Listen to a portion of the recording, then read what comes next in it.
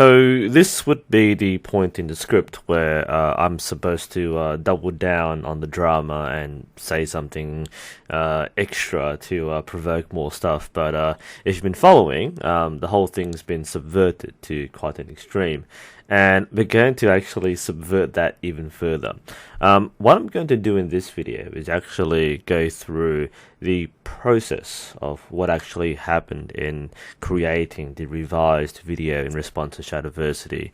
I know some of you were a little skeptical about what was happening, and you might think this is not a grab for subscribers and that sort of thing, so hopefully this might change your mind.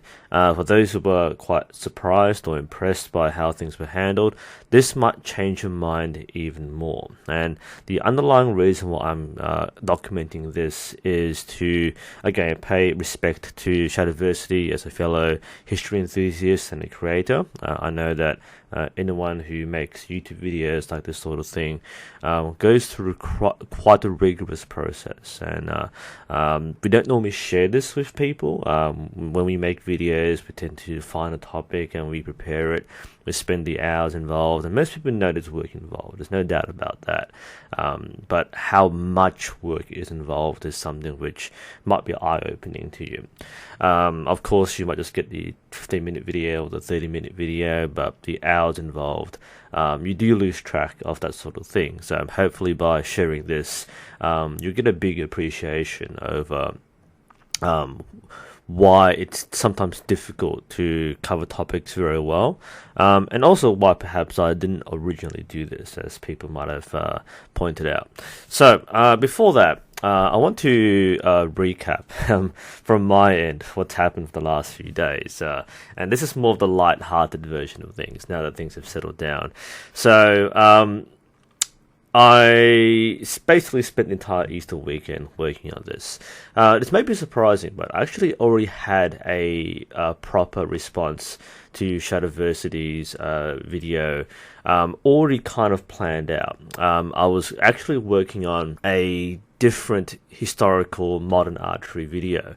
I was getting some materials ready, the research stuff was done, I had the references already there, and I was actually getting other people in the archery community involved. So that was already rolling through, and I was planning on working on that on the Easter weekend, releasing it later this week, and then doing a follow-up with Shadiversity's video as a second extension to that. But obviously the trigger from the last week reversed that, so I had to push this one out first, which I think actually worked out better than what I originally had in mind. But I actually already had that thing already kind of in mind, so I wasn't leaving it as a loose end. But that happened, and what happened the last few days, like I said, in a more light-hearted way. Let's go with the whole Shadiversity theme, okay? So let's imagine this as a castle siege. It was like 10 o'clock my time on Friday night, and I got a message from someone on Instagram. I'm not sure who it was, but it's one of my viewers, I guess. They sent me the link to the Troll Idiot video, the giant thumbnail. And I said, oh, that's pretty cute. I'm not going to watch that. And I still haven't watched it, by the way. I know it's been reviewed now. That's probably a good thing. But I didn't watch it, and I didn't watch it at any point during the process. But I got the summary. There's a misunderstanding. I'm misconstruing. So I kind of figured out that this is the same misunderstanding that's been apparent for the last few interactions. So I didn't really need to see it. And with a title like that, I probably thought I'm not going to walk into the hornet's nest and get myself clouded with a lot of emotional energy and that sort of thing. So since I was already working on a response to Shad, this was the catalyst to actually get it rolling. So I actually started working on the script right away, and I had Shadiversity's video already downloaded, and I started working on that. Now, in terms of the siege analogy, the first shot started coming in via the YouTube channel. And this was the typical first reactions, and I imagine a lot of these viewers hadn't seen the entirety of Shad's video. They just thought, oh, this guy's being an idiot, I don't like his face, and they went, the whole thing, you're a liar, you're a fraud, you're a fake, you're an idiot, a few racist things every now and then. And yeah, I dealt with these spot fires first. I actually have an unwritten rule on my channel. I appreciate that the comment section is where people want to express themselves. Sometimes I get involved, but I normally let people use the comment section to discuss, debate. If there's no reason to remove it, I don't really touch it. My exception, and this is the unwritten rule, is when the comment is clearly there to be done out of spite. Now, that's normally a flat insult, like you're a dickhead, you're a jerk. That sort of thing has really no constructive value. I was having a few small discussions with some of the more balanced critiques, but over time, it was really clear that that was only the initial wave. And the analogy is like the two videos which had triggered this were like the breaches in the outer wall. So it all came flooding in. So that was a lot overwhelming. Obviously, there weren't 10,000 comments, but when you're in the middle of the shit, you don't really count how many people were insulting you. So they're all coming in, and I remember at some point I had a peek at Shad's channel. It's like, how many subs does it actually have? And I'm like, okay, that's a lot of subs. So it was getting pretty real. So that was the way that was coming in. Obviously, when people are very charged up, they basically go on entire, comment sprees and dislike sprees, and they really get the torches out and burn everything. There were comments on Twitter, there were comments on the Facebook page, there were obviously comments on the YouTube channels. And a lot of things were, burnt to the ground. Some things deservedly. One of my regrets was that some of the otherwise good content was just being hit and disliked for no particular reason. I got a message from someone saying that, hey, I've disliked 50 of your videos. I'm going to keep them disliked until I get bored. And you can actually see, through the timeline, where people started getting bored of this. But the unfortunate part was my most recent video before that was the collaboration with the illustration. There's no reason that guy had to be targeted. So if you want to help fix things and maybe help reverse the dislike bar on that, because that was a really genuine, completely different video, and that didn't deserve to be hit. But apart from that, everything else, we'll fix that later on. So that's happening. The inner wall, the outer walls were lost, and I thought let's just abandon those defenses and just work on the thing to resolve the situation right away. And when the video on Shad's site went from like 10,000 to 100,000 within a few hours, that was like, shit, there were dragons. So I was inside my little keep, and I thought, let's not listen to the criticism right now. Let's just keep on working on the immediate resolution. So that will take time. I didn't want to engage in like 10,000 skirmishes, so let's just work with the one thing to fix the main problem. So that was Friday night to Saturday morning. So from around 11 p.m. on Friday, and I worked to around, I think 4 or 5 in the morning on Saturday. I was going through the script for the response. Had a bit of a sleep, so I slept from 5 to around 8:30 or something. Had a shower, went to my archery club, ran the morning session. It's a pretty warm day, and I was kind of sleep deprived. Hadn't had a breakfast or anything, so I was having a heat stroke. So we avoided that. Really good session too. A really fun session with the people there. And then I got back. Instead of having a nap, I went straight back to working the script. So I think from 1 o'clock onwards, so 1 to around 7 o'clock in the evening, that was continually working the script. Had a bit of a dinner break, and we finished the script by around, I think, 10 p.m. So when I said that I was going to go through the video verbatim, like line by line, I wasn't joking. I'll show the script on the screen right now. So I actually did go through Shadiversity's video line by line. A lot of people were accusing me of having not seen the original video and just misconstruing it. Just to be super clear that I was doing this the proper way. I went through it exactly as said within context. So yeah, I transcribed Shadiversity's statements and points. I then added my own, and I used the sources and literature as appropriate. Since I already had most material already, but a lot of it was getting the right quotations and the right references. So it was the total word count for the working document was 5,000 words with references. If you thought writing a paper for college or university was annoying, then try doing this within like less than a day, because things really matter here. The stakes are quite high. So that was a 5,000 word working document. I do have the sources here, by the way. Some of my sources are digital, but I've got a few sources which I'll flash over here. So I recently just finished reading Clive Bartlett's English Longbowmen, 1330, 1515.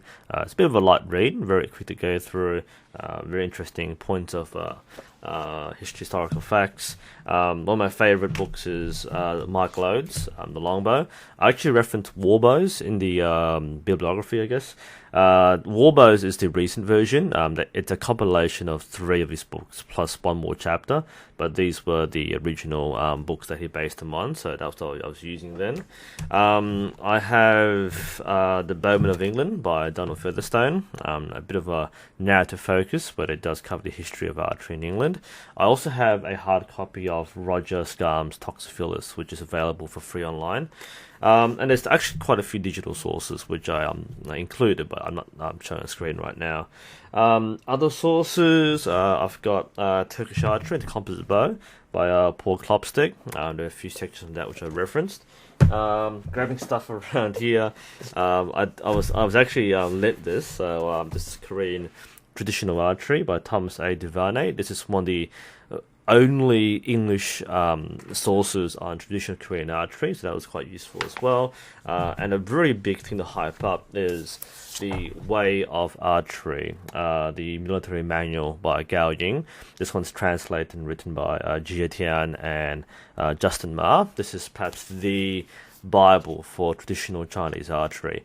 I'm actually doing a live interview with GTN and Justin Ma this weekend, so if you're interested in more about this sort of traditional historical archery, do check that this weekend. And it's actually going to be a very big event for terms of archery. It's been quite well promoted in the last few days.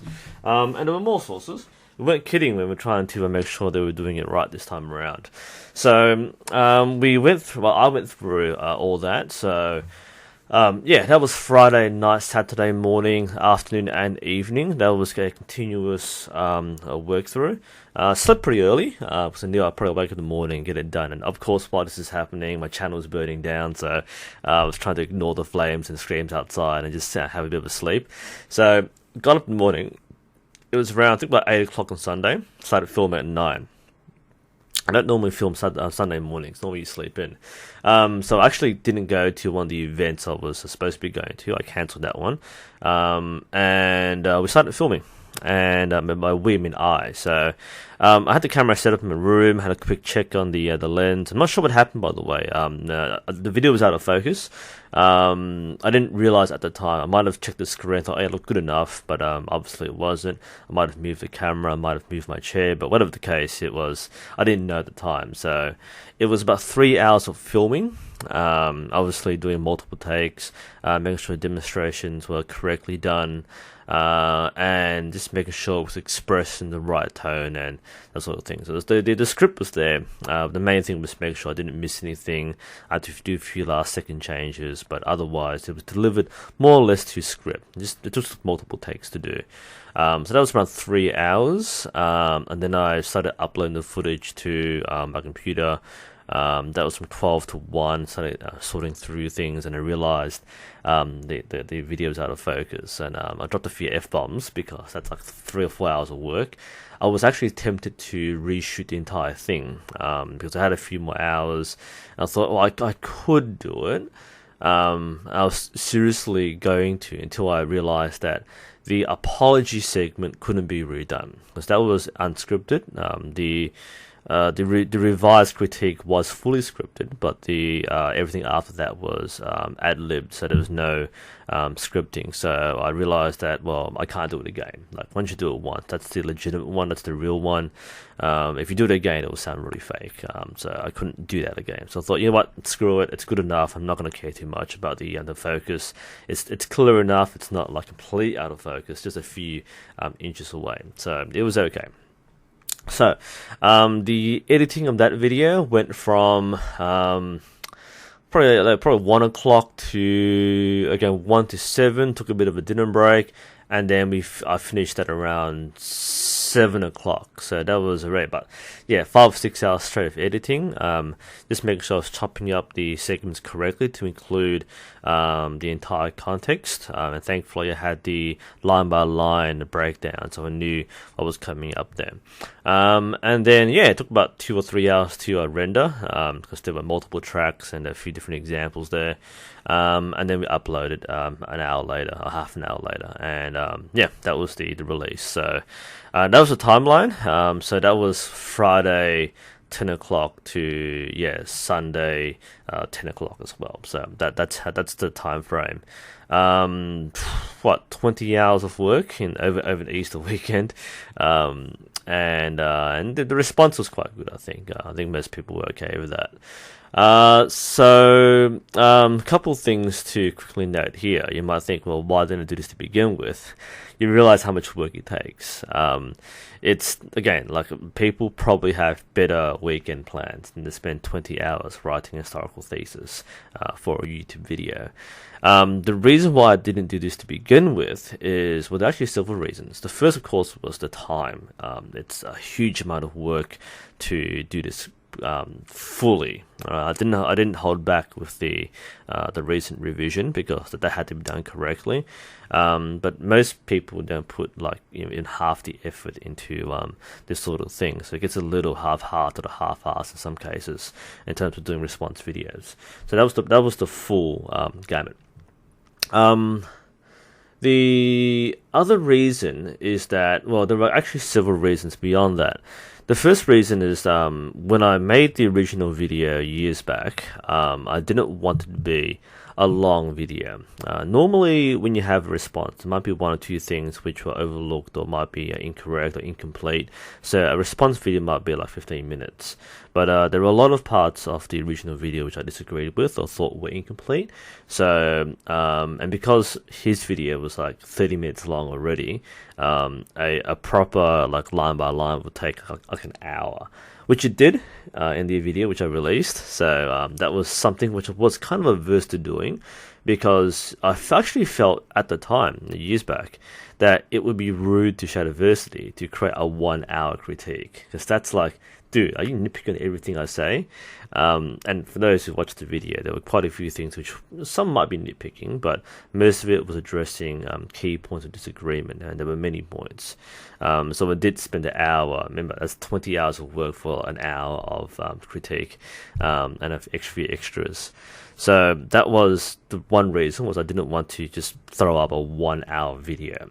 The second reason is that when you look at it from a written point of view, like in Reddit or on forums, normally line by line is actually more out of context, because people write things in a certain context. So if people quote them, it's out of context. And I felt that by doing that, I was being even more disingenuous to take things out of context from what he's in the video. So my approach from the first video, and my mistake in doing so, was to try to summarize what he said. And that was, again, in hindsight, a bit of a mistake, because one was, a lot of it could be seen as misunderstanding or misconstruing it. The second reason is that it didn't really properly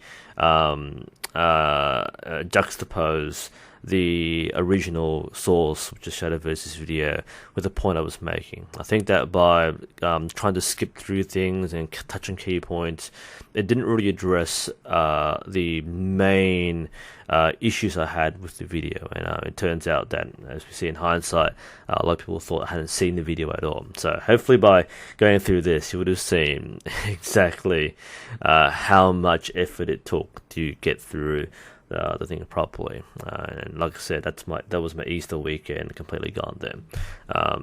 Yeah, some of you might think, oh, this was obviously a drama grab, and you're going to give us subs. I'd rather not do this to get subs. Like 20 hours of work on a long weekend is not my idea of fun. But that's what had to be done to resolve the issue sooner rather than later. People were really messaging me saying, hey, respond to the video, we're going to say, insert insult here. But I've taken my time to do the whole thing properly. And in the end, I thought it was a good video. I actually held off on publishing the video because I was actually too busy watching it.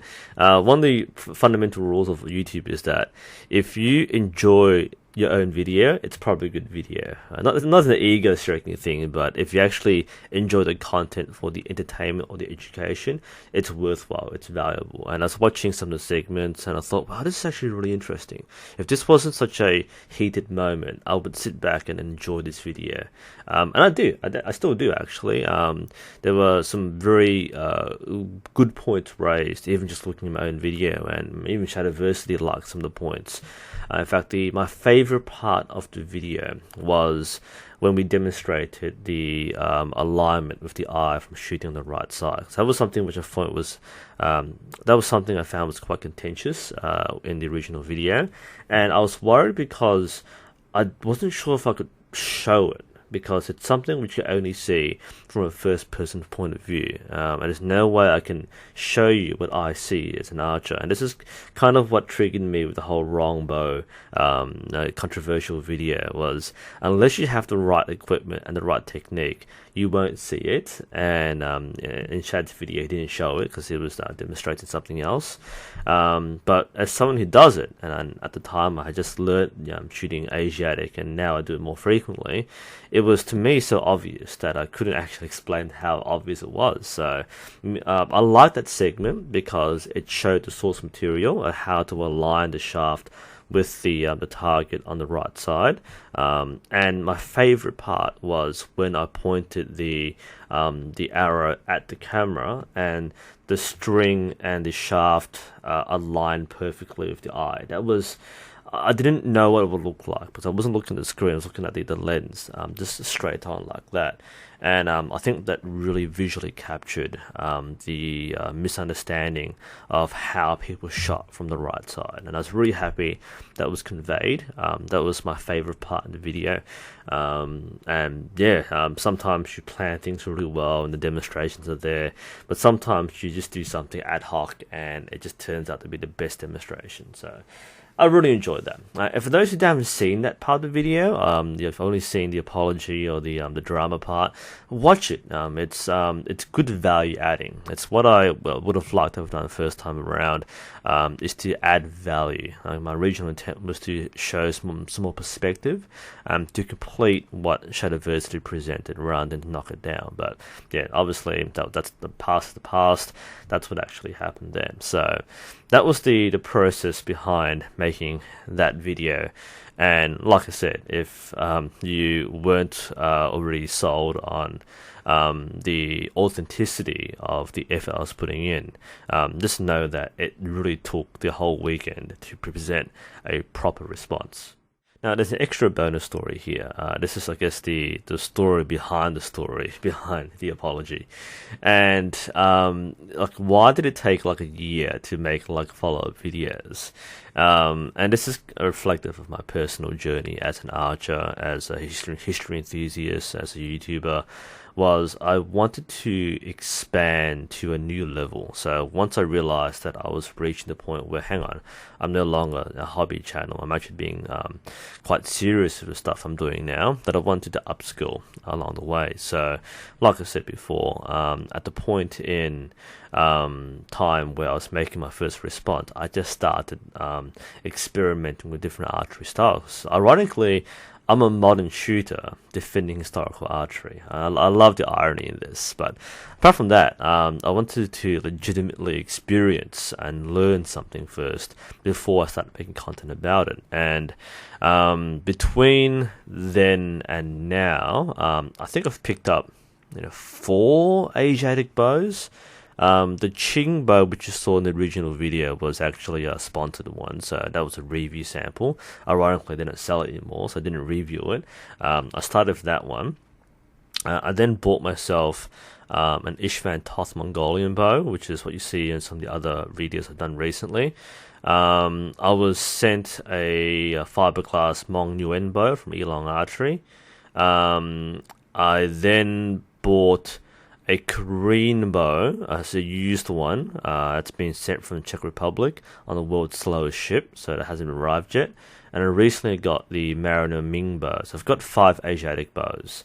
I also greatly stocked up on historical texts. So I bought hard copies of the freely available primary sources. I really went crazy on Amazon and looked through every historical Reddit thread and used their sources and bought those. Grabbed Chinese archery books and Japanese history books from Google Books, some free, some paid. Bought a lot of stuff. I mean, this is what you saw. There's only a small cross section of what I've just been buying. There are sources which people were referencing in the video comments, which I haven't finished reading yet. But yeah, I've been going nuts on just buying stuff, buying books. As a history student in university, I'm no stranger to reading historical text and doing the history thing. So it was a nice return to what I enjoy doing. So I've been trying to get through that for the past few months. And look, I guess in the last year, just estimating in terms of getting more exposure to historical archery, I'd probably dropped in the last year maybe $4,000, $5,000. Yeah, that's quite a time investment, an energy investment, an emotional investment, and it's something that you're really passionate about. I've really enjoyed, doing it. I've been showcasing a lot in my archery club, the Asiatic styles to new archers, so that way they don't just see like the Western target shooting, but also historical shooting or inspired by history, inspired by historical shooting. So that's been a lot of fun. But yeah, look, if you still think that I'm doing this for the subs, I reckon I could have done it much easier than spending $5,000, and 20 hours on a long weekend doing this. So, yeah, there's more to it, and hopefully for those who are doubting, I've convinced you that this was legitimately what I wanted to achieve initially. So we've reached that point. I'm pretty content with how things have resolved. I said before that I wasn't going to really touch the comment section of the revised critique, and I've just left it as it is, and thankfully it's been quite civil. This will be the video where if you have any additional questions or you want to follow up on something, I'll be quite happy to take questions. And of course there's the entirety of my channel for those who are very interested in archery or archery pop culture. There's a lot of stuff there, but I do appreciate that people have been very civil, very mature in the comments. I do recognize that, yeah, this is an unusual way for things happen on YouTube. I'm very well aware that people would normally spend 20 minutes making a response video, not 20 hours. And hopefully, you appreciate this. I know Shadiversity has, and I've, really come to understand the perspective a lot more. And hopefully you've learned a lot through the process too. I certainly did. It's been a very tiring experience the last few days, especially right before school term, but that's done and dusted. The siege is over, time to rebuild, and hopefully I improve my castle with more mackie locations so it doesn't happen again. Anyway guys, hope you enjoy the rest of your day wherever you are. Enjoy the rest of the content, and hopefully we'll see you around.